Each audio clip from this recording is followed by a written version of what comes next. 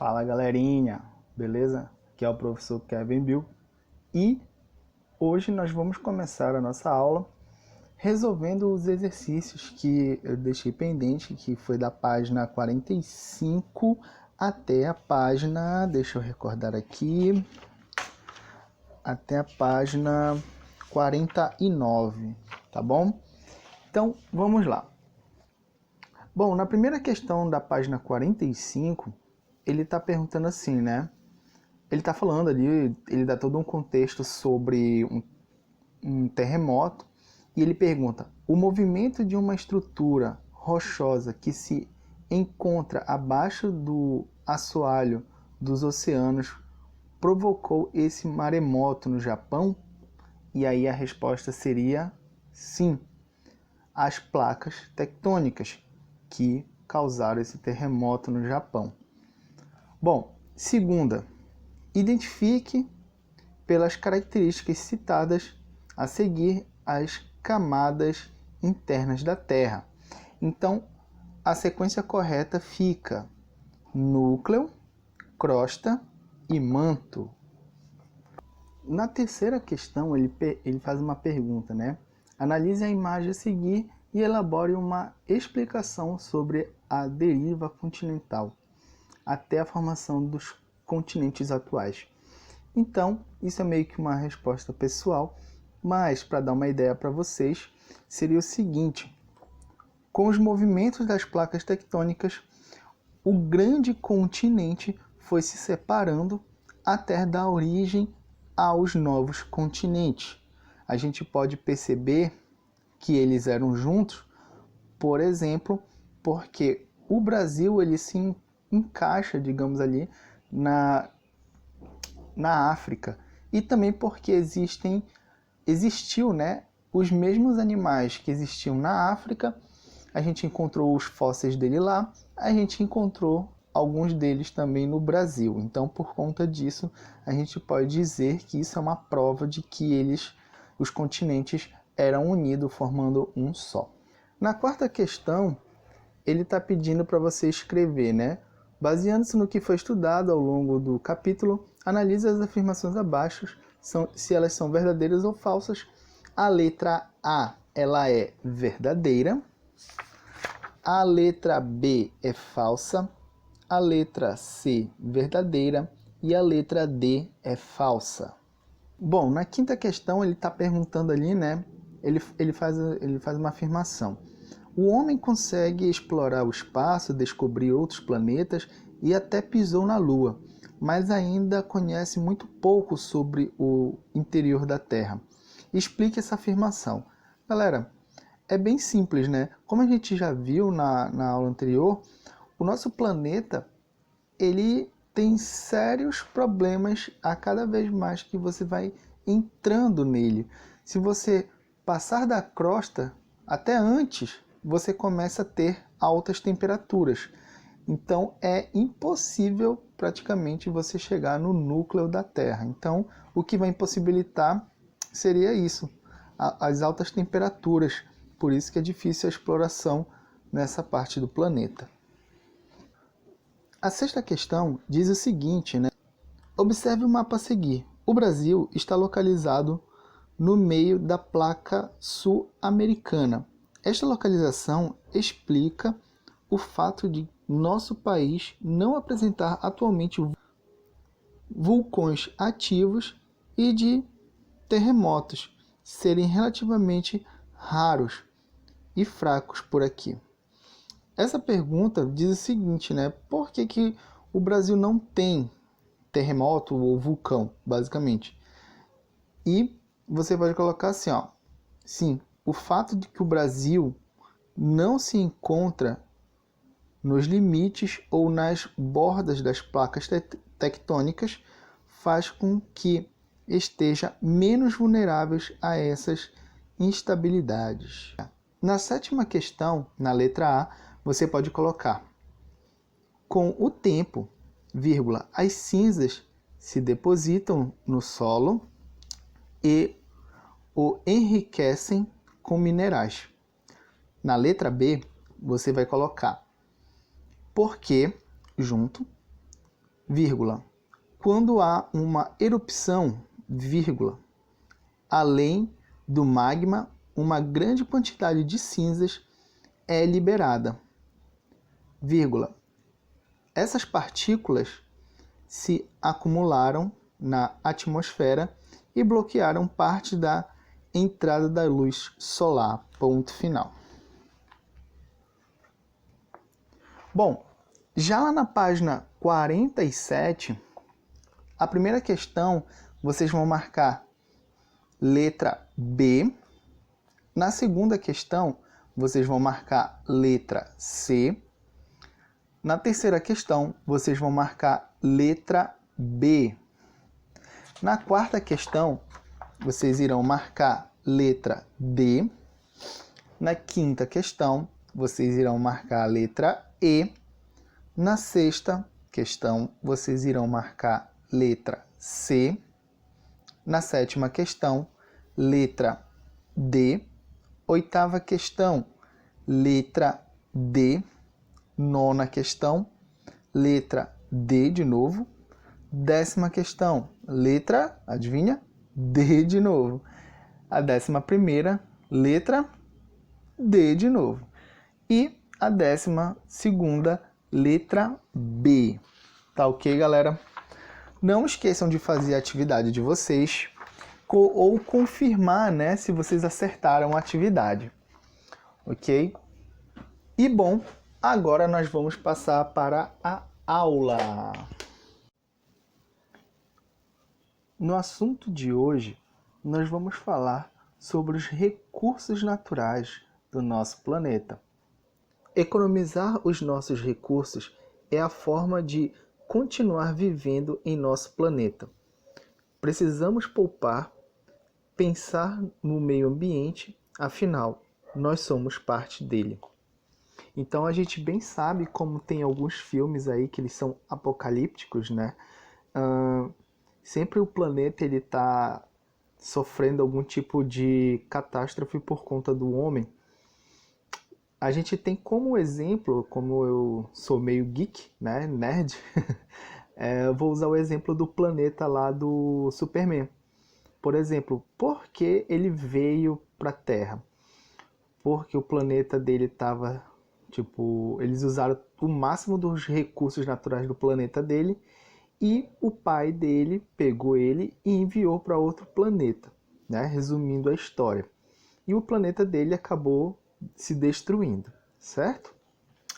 E bom, nós vamos falar agora sobre alguns dos nossos recursos naturais. A exploração dos recursos naturais nos oferece há décadas materiais que são utilizados no nosso cotidiano e que tornam o nosso dia a dia mais prático e eficiente. Mas você já se perguntou se essa exploração traz algum prejuízo ao meio ambiente? Pois é, a resposta é sim. Por exemplo, o petróleo, quando extraído, servirá como base para a produção de gasolina. Esse combustível, porém, é queimado para gerar energia e permitir o deslocamento do carro, o que gera gases poluentes que são emitidos na atmosfera. Assim, alguns recursos naturais, quando utilizados de maneira incorreta, nos oferecem riscos. É verdade que precisamos muito de cada matéria-prima retirada da natureza. No entanto, é necessário utilizá-las de forma controlada, ou seja, retirando apenas o que é imprescindível. Hoje, sofremos as consequências de nosso mundo desenfreado de lidar com tudo o que a natureza pode oferecer. Quanto mais madeira precisamos, mais retiramos. Quanto mais petróleos derramamos, mais extraímos do meio ambiente. Essa prática vem desde o período da Revolução Industrial. Alguns países custa do avanço industrial, retiraram recursos que hoje se encontram em esgotamento no meio ambiente. De acordo com seu tempo de reposição no ambiente, os recursos naturais são classificados de duas formas: as chamadas renováveis e não renováveis. Os recursos renováveis são aqueles que levam pouco tempo para se restabelecer na natureza. Já os não renováveis levam centenas ou até milhares de anos. Por isso, em alguns casos, podem acabar se extinguindo, no caso, desaparecendo. Os recursos naturais renováveis, entretanto, também podem vir a se esgotar, se utilizados sem administração, sem o devido rigor. Então, se nós utilizarmos de maneira indevida qualquer um desses tipos de recurso, exageradamente, sem necessidade, nós vamos acabar com eles e, Deus o livre, né? Nós vamos fazer igual aconteceu no planeta do Superman. O planeta pode entrar em colapso, porque a gente tem um ciclo das coisas no nosso planeta. Infelizmente, o homem aprendeu a fazer determinadas coisas com esses materiais e isso interveio no ciclo, certo?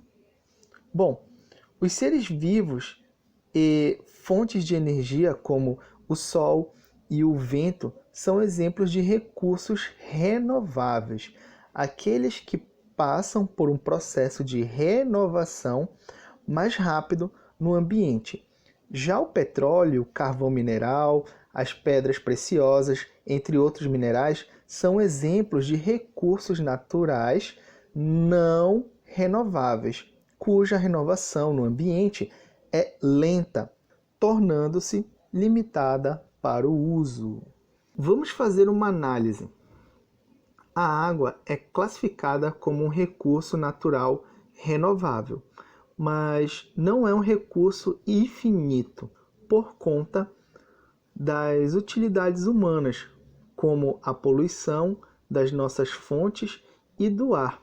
Esse recurso, tão vital para os seres vivos, vai se tornar cada vez mais escasso se a gente continuar poluindo do jeito que a gente polui. Devemos controlar, assim, tanto a extração dos recursos naturais retornáveis quanto a dos não retornáveis. Ambos são importantes para os seres vivos. Bom, gente, então, por esse fato a gente pode entender que os recursos naturais, né, renováveis, eles são melhores do que os recursos não retornáveis, pelo simples fato de que os renováveis, eles poluem menos do que os não renováveis. Por exemplo, a gente tem uma imagem ali, né, que a gente tem um painel solar, a gente tem energia elétrica, a gente tem algumas plantas que podem servir como biocombustível, e aqui nós temos as usinas eólicas. E do outro lado nós temos o petróleo, o carvão, energia nuclear. Então, esses materiais eles são altamente poluentes. Mas por que nós continuamos utilizando eles se nós já descobrimos outros? Infelizmente, galera, o dinheiro e pessoas, empresas, políticos estão todos envolvidos nessa questão de ganhar dinheiro com os recursos naturais. Então, por exemplo, pensa comigo, se você é dono da Petrobras, que é uma empresa que gasta bilhões para procurar petróleo, porque ele é utilizado em vários setores, imagina um dia eu chegar contigo, você ganhando bilhões, chegar contigo e falar, olha, a gente descobriu uma nova energia, você não vai mais precisar extrair petróleo do meio ambiente. Aí tu vai começar a perder dinheiro e tu vai ficar pobre.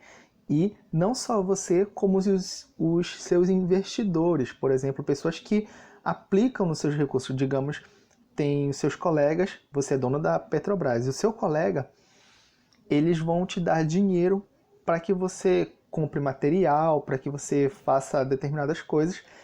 Então, quando você consegue tirar o petróleo e vender, eles ganham lucros. Então, isso vai atingir muita gente, e principalmente muita gente poderosa, né?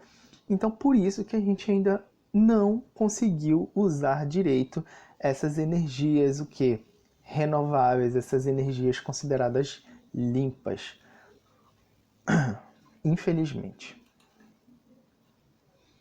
Bom, lá na página 60 de vocês, nós temos aqui, olha, mineração pode causar algum dano na Terra? Os prejuízos que a exploração de minérios pode causar no nosso planeta são diversas. Além de afetar o solo no qual o minério é retirado, a água e o ar também vão sofrer danos. Diversas espécies de animais e vegetais da região são exterminadas. Apesar da dependência que a vida moderna apresenta dos produtos que são extraídos da mineração, existem algumas possibilidades para minimizar os impactos causados por esse tipo de atividade. Entre elas está o cumprimento das normas ambientais instruídas pelos órgãos competentes. Mas, galera, infelizmente não acontece isso. A gente pode perceber por barragens, né, que acabaram se rompendo e causou muito prejuízo, né, naquela do Vale do Rio Doce, aquela de Brumadinho. Então, nós temos aí a quebra, infelizmente, tudo por conta do dinheiro. Você vai lá, digamos, você vai lá reparar uma barragem, né? Eles vão cavar esse buraco aqui procurando minério e quando terminar, os dejetos desse local, digamos, os materiais químicos que eles estão usando, eles vão ser depositados ou aqui em outro lugar. Então, digamos que você vai reparar uma barragem. Você analisa ela, como aconteceu lá em Brumadinho, se eu não me engano. Você olha e fala o seguinte: olha, essa barragem está comprometida, ela precisa ser refeita ou vai gastar um dinheiro muito grande para que aconteça uma nova obra, para que ocorra reparos nela. Aí um político ou alguém que tenha muito poder fala: não, olha, tá aqui o dinheiro, só emite para mim o papel dizendo que tá tudo ok na minha barragem. Aí o cara te oferece um dinheiro muito grande e aí às vezes você, digamos assim, existem, né? Não você, mas eu digo pessoas corruptas que vão aceitar esse dinheiro e deixa lá a barragem com problemas, enquanto elas estão comendo no seu apartamento lá, sei lá onde, de luxo, né? Esses engenheiros e os donos aqui do local onde está sendo retirado o minério. Essa barragem quebra, matando muitas pessoas, né? Então, galerinha, se um dia você for um empresário, se você for um engenheiro, um médico, façam tudo com coração, pensando nas outras pessoas, porque pessoas que fazem esse tipo de coisa, elas não estão pensando nas outras pessoas, quem pode sofrer as consequências, certo? Então, nesse caso, nós vamos falar aqui, né, da poluição também que acontece. Teve um caso no Japão onde eles estavam procurando ouro e um dos elementos químicos que é usado para procurar o ouro é o mercúrio, que é altamente tóxico, né? Ele é altamente tóxico. E ele acabou sendo jogado ali no mar. Porém, o que aconteceu? Esse elemento químico, ele acabou indo para as plantas. As plantas absorveram, né, porque elas fazem a fotossíntese ali dentro da água também, absorveram esse mercúrio, outros peixes menores acabaram comendo esses vegetais, peixes maiores comendo esses peixes e assim por diante. Repara que você tem uma cadeia alimentar aonde o mercúrio foi passado de organismo para organismo até chegar na população que morava ali perto, porque os pescadores estavam lá, né, retirando os peixes do mar e vendendo nos seus mercados. E com isso, as pessoas começaram a ficar doentes e logo elas começaram a morrer, certo? Por conta da contaminação do mercúrio. E bom, vamos falar aqui um pouco mais no caso dos metais, ou também chamados de minérios metálicos. A mineração, ela é uma das principais atividades humanas. Com o passar dos anos, tem estado cada vez mais voltada para a educação ambiental, uma vez que muitos recursos não renováveis precisam ser poupados para não se esgotarem. Os minerais ou minérios metálicos são largamente utilizados no nosso cotidiano. Você está rodeado de metais fabricados a partir desses recursos. Sabe o fogão que temos na nossa casa? Ou até mesmo o espiral do caderno que a gente usa?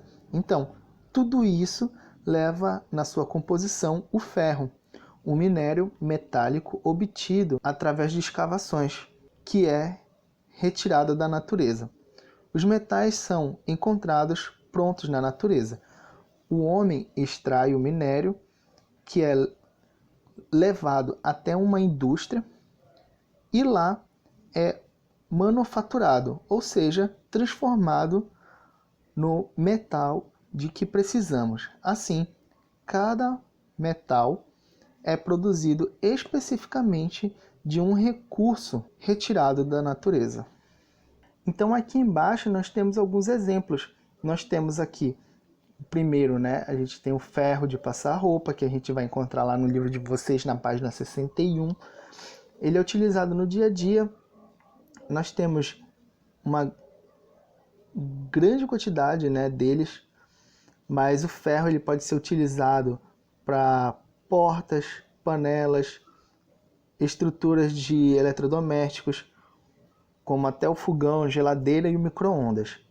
Já o cobre, nós temos a utilização dele como tacho, panelas, objetos de artesanato e principalmente de fios elétricos.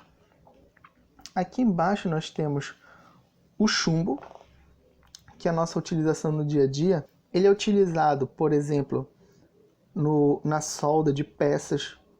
Também ele é feito aquele avental para as pessoas que trabalham com raio-x. E nós temos do outro lado o alumínio.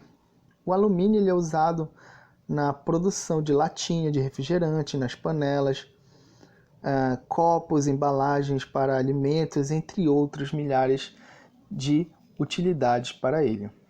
E só para vocês terem uma ideia, o Brasil é uma das maiores reservas de alumínio do mundo. Na página 62, galera, a gente vai encontrar um mapa do Brasil, onde nós vamos ver os locais onde nós vamos ter, por exemplo, onde a gente vai ter a retirada de alguns materiais. Por exemplo, o petróleo está concentrado na costa brasileira, ali perto do Oceano Atlântico, né? A gente tem várias torres de petróleo. Aí nós temos gás natural, sal marinho e por aí vai, tá bom? Agora nós vamos falar sobre combustíveis fósseis. Eles são substâncias produzidas a partir da decomposição de restos de seres vivos,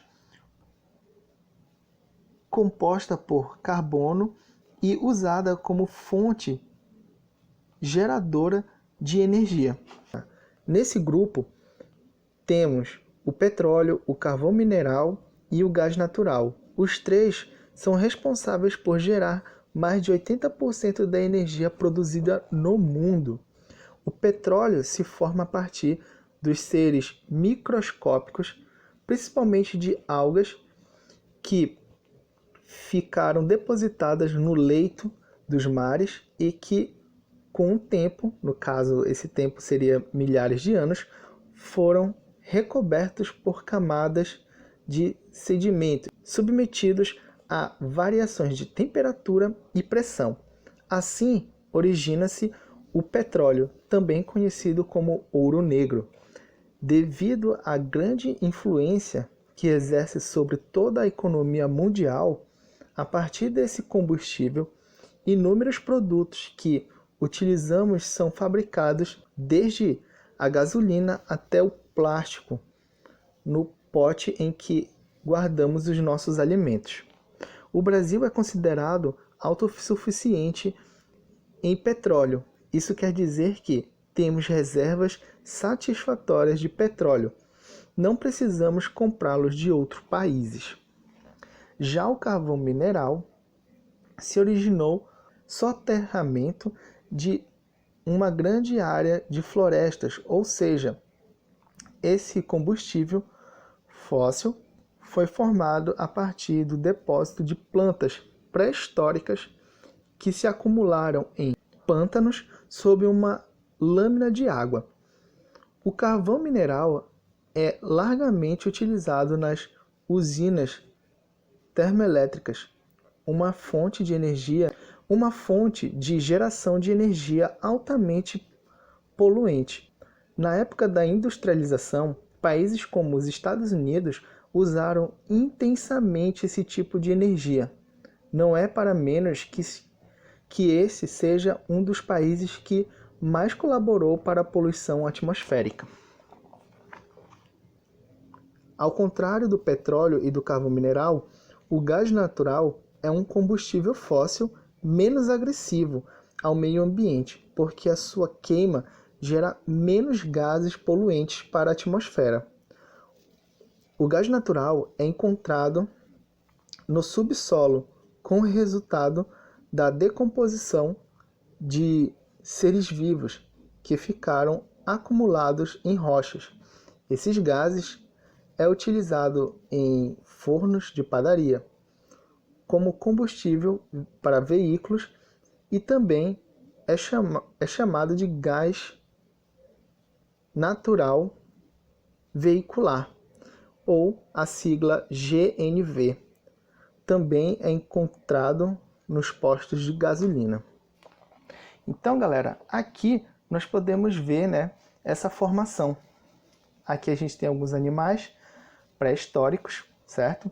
Que morreram provavelmente e com o passar do tempo, camadas de terra foram soterrando esses animais. Lembra também florestas que foram destruídas, alagadas e morreram e foram sendo cada vez mais soterradas. Com o passar do tempo, aqui ó, aumento da pressão e da temperatura. Isso fez com que criasse esse petróleo aqui. E através desse petróleo nós podemos encontrar também o gás natural. Tá? E aí vem o ser humano, descobre onde está o petróleo e começa a retirá-lo. Falei que nem o Cebolinha agora. Retirá-lo para uso da nossa sociedade. Então eu vou mostrar um vídeo aqui para vocês rapidinho de como é que acontece isso. Para o sistema petrolífero se constituir, milhões de anos foram necessários. Primeiro, o material orgânico foi depositado em um ambiente aquático, pobre em oxigênio, o que impediu a ação biodegradante das bactérias. As camadas mais antigas foram gradativamente soterradas pelas mais recentes e compactadas pelo peso das camadas superiores. Reações químicas no interior da rocha eliminaram os átomos de nitrogênio e o excesso de oxigênio, deixando somente as moléculas formadas a partir do carbono e do hidrogênio, compondo o querogênio. Ele irá gerar os hidrocarbonetos líquidos e gasosos que compõem a rocha geradora. O hidrocarboneto migra através de falhas ou camadas carreadoras que atravessam as rochas e que funcionam como um caminho em direção à superfície da Terra. Durante o trajeto de sua migração, os hidrocarbonetos encontram uma camada denominada rocha capeadora, ou selo, que é impermeável e que impede que o fluido continue migrando para a superfície, sendo trapeado no espaço denominado rocha reservatório.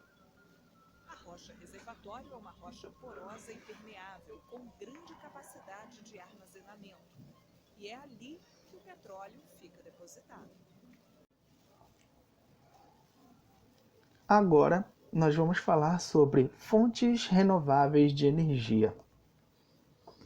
Apesar de os combustíveis fósseis serem ainda os principais fontes de geração de energia para todo o mundo, são nocivos para o meio ambiente, visto que poluem e não são renováveis.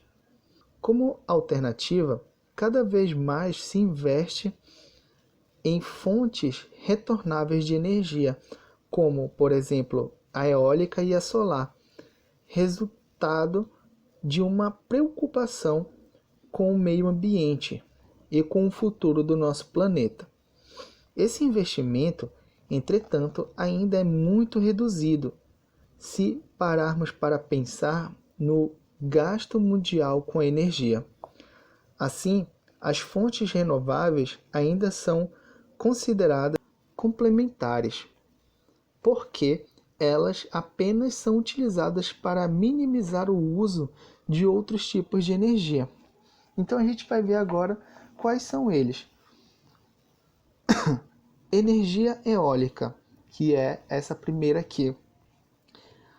Gerada a partir das forças do vento, assim é mais propícia em regiões litorâneas, com ventos muito fortes. Aqui no Brasil nós temos na região nordeste, na nossa região litorânea, tá? Ali pelo Ceará, mais ou menos. Energia solar, que é essa bem aqui, gerada a partir da radiação solar que fica armazenada em placas solares. Esse tipo de energia é muito favorável em nosso país devido ao nosso clima quente por quase todo o ano. Nós temos também a energia hidrelétrica. Ela é obtida através da força das águas e é a principal fonte de energia do Brasil. Entretanto, para se construir uma usina hidrelétrica é necessário a destruição de uma grande área de vegetação, o que ocasiona um impacto ambiental significativo. Nesse caso, galera, por exemplo, essa usina aqui é a usina de Itaipu. Ela está incluída em uma das 7 maravilhas modernas do mundo. E se vocês quiserem, procurem também no YouTube, tem como é que eu posso dizer, um documentário que fala como foi feita a construção dela. E, gente, só para vocês terem uma ideia, essa parte aqui que tem água que vocês estão vendo aqui nessa região todinha, ela era uma floresta que foi destruída para que a água passasse. Por exemplo, ela estava num rio e aí ela foi desviada para essa floresta e ela acabou alagando essa área todinha, tá? Então, é porque aqui a imagem está cortada, mas para lá tem muita água mesmo, tá? E isso causou danos, por exemplo, tanto para animais, vegetais e seres humanos que também poderiam estar morando ali naquela região, eles tiveram que se mudar. A gente também vai ter energia que é chamada de energia de biomassa, que ela é gerada a partir da queima de materiais provenientes do lixo, principalmente os restos orgânicos, como bagaço de laranja, bagaço de cana-de-açúcar, entre outros. Aqui embaixo nós vamos ter a energia nuclear, gerada a partir de resíduos radioativos. Esse tipo de geração de energia é extremamente nociva ao ambiente, devido aos riscos oferecidos em caso de vazamento ou explosões. Não sei se vocês sabem, mas existe um acidente que é famoso, que é o acidente lá em Chernobyl, onde ocorreu um vazamento de um material radioativo lá nessa usina e acabou matando muitas pessoas.